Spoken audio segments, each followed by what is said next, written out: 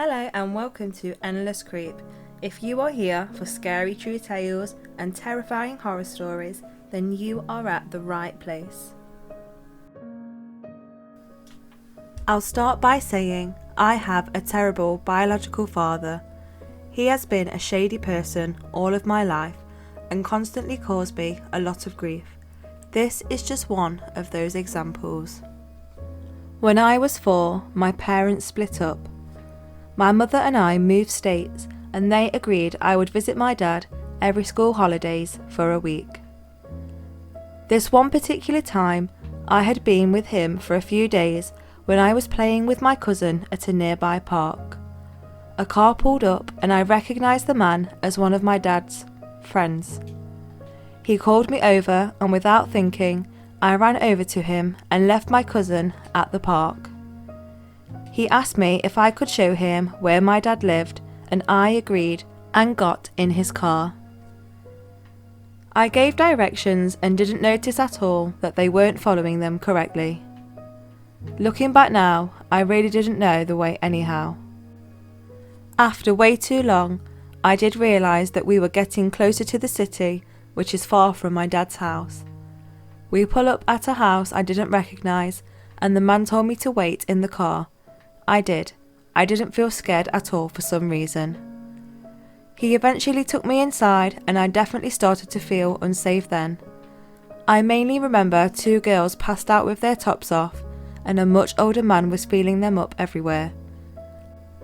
I made eye contact with this man and he made me feel sick to my stomach. I had definitely figured out by this point that this was a bad situation. A lady took me into a bedroom and brought me a sandwich. The bread was stale and I wasn't hungry, but I ate it because I felt bad for her, which doesn't make a lot of sense, but that's what I was thinking about. The lady told me a lot of things which I didn't understand, but when she left I remember thinking my dad was coming to pick me up soon. I fell asleep waiting for him. I wet the bed that night and no one came to see me the next day until I cried very loudly and banged on the door. The lady came back and yelled at me for stinking up her bedroom and I asked about my dad. She said he was coming tonight after he finished work. She didn't offer me a shower or a bath, so I sat in my soiled pants all day. After that, everything turns into a blur really. My dad did not come that night and I was so terrified. In my head, I felt like I was there for months. I thought I was missing school and that everyone had forgotten about me. In reality, I was there for 5 days. They let me take 1 shower and I don't remember eating much except for boring sandwiches and I had chips and gravy once. Finally, my mum drove across the country to come and get me. After not being able to get a hold of me or my dad for so long, and then missing my pre-booked flight for the way home, she panicked and came looking for me. Thank God she did. She found my dad at his girlfriend's house, methed out completely, hiding out. Turns out he owed a lot of drug money to the people who had taken me. They had told him that they had me, but he couldn't afford it or didn't want me back. Whatever it was, he didn't bother to try and get me back. My amazing mum paid his debt for him after borrowing from a lot of people and she came to get me back. I remember when someone came into that room and told me my mum was here and I walked out and I could smell her. It was the best feeling to feel safe again.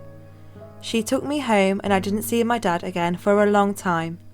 She never called the police. My parents' relationship was very complicated then, and I fully understand the choices she made. I'm definitely okay now.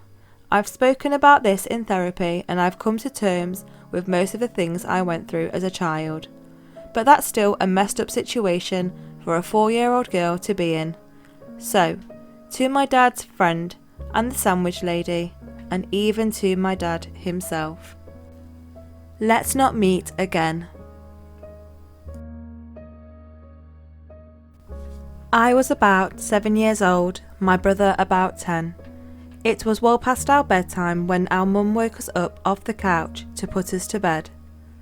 Our dad worked construction out of town back then, so it was often just us three at the house for weeks at a time. Up the stairs and to the immediate right was our parents' bedroom. Going left put you in the middle of a hallway. The opposite end was my room, which was also across the hall from our upstairs bathroom. At either end of the hallway are windowed doors we always kept locked and rarely used. The door on my end led to a balcony overlooking our front yard, and the door on my brother's end opened to our back porch. My brother and mum had a habit of waking up in the middle of the night to use the bathroom. I only knew this because I was always a light sleeper and they just couldn't help flushing with the door wide open. This night, however, my brother stopped on his way back to his room and came back towards the bathroom. I'm going to try pee before I go to bed. The past few nights I've been too afraid to walk to the bathroom. I keep seeing a man wearing stripes at the end of the hallway, is what he said to our mum. I don't know if my mum wrote it off as my brother telling ghost stories to try to scare me, or if she was already half asleep and didn't catch it, but she didn't react at all to my brother's confession. I, on the other hand, was terrified by it. The fear of seeing a ghost like that at the end of the hallway or through the windows is the reason I started running from the stairs to my bedroom at night. Years later, when I was about 18, my mum and I were having a conversation in her car about a dog we had for a very short time when I was little. We were sharing stories about Max's tendency towards destroying my shoes and other unruly behaviours when my mum blurted out, "Do you remember the time I opened the front door for the cops and Max ran inside to the kitchen and started tearing open that bag of dog food we had?" This really caught me by surprise because in all the years I lived in that house, we never once called the cops. I asked her what she was talking about and she looked equally surprised, as if she had just revealed something by accident. "Oh, that's right," she said. "I never told you because you were too young at the time.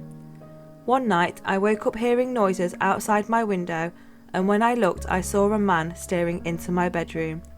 She went on to describe how turning on the lights caused him to take off running and how she grabbed my dad's pistol before calling the cops. "I can't remember all the details," she said. "I gave them when they showed up. Tall white male wearing a striped shirt and jeans, short dark hair, something like that. They said it matched the description of a man they were looking for in the area. It turns out he had escaped from jail on a murder charge." Now, I know it sounds so obvious hearing those two stories back to back, but it wasn't until a few years ago, in my mid-20s, that I pieced together that my brother had unknowingly warned us about a murderer who spent multiple nights casing our home.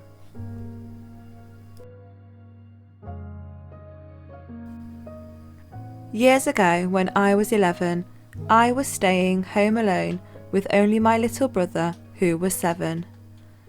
At that time, it was about 9 p.m, dark and pouring with rain, and we were reading in our room, which was right next to the front door, with a big window and open blinds.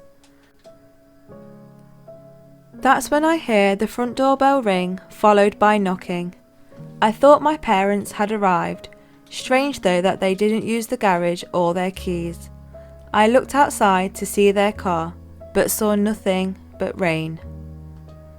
As I approached the door, I hear a man's voice that was not my father's yell through the gap, "Would you like some cookies? We are selling Girl Scout cookies." I am shocked at this, considering the weather and the time of day. Saying nothing, I check the peephole and peer through the side window, only to see it was not a father with his girl as I had expected. My heart dropped.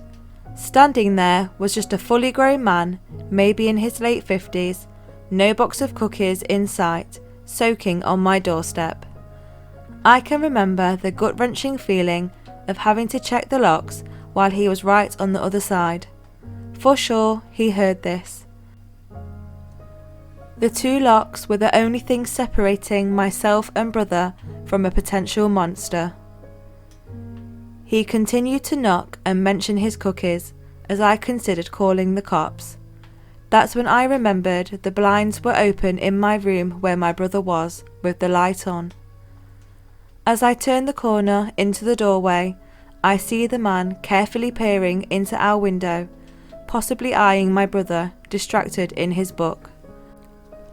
My heart was pounding as I began to panic. In a move that took all of my willpower, I quickly turned off the lights and ran over to the window to close the blinds in full view of the man. As fast as I could, I double-checked all the locks in the house, closed all the blinds, and told my brother to go hang out in one of the big closets in the interior of the house. I didn't tell him what was going on so he wouldn't be frightened, and for some reason, I never did call the cops or my parents. I just waited in the hallway until he left. Still thinking about it gives me shivers that so many things could have gone wrong that night. My worst fear since is a stranger getting to the unlocked door before I do. So, creepy guy on my doorstep. Let's not meet again.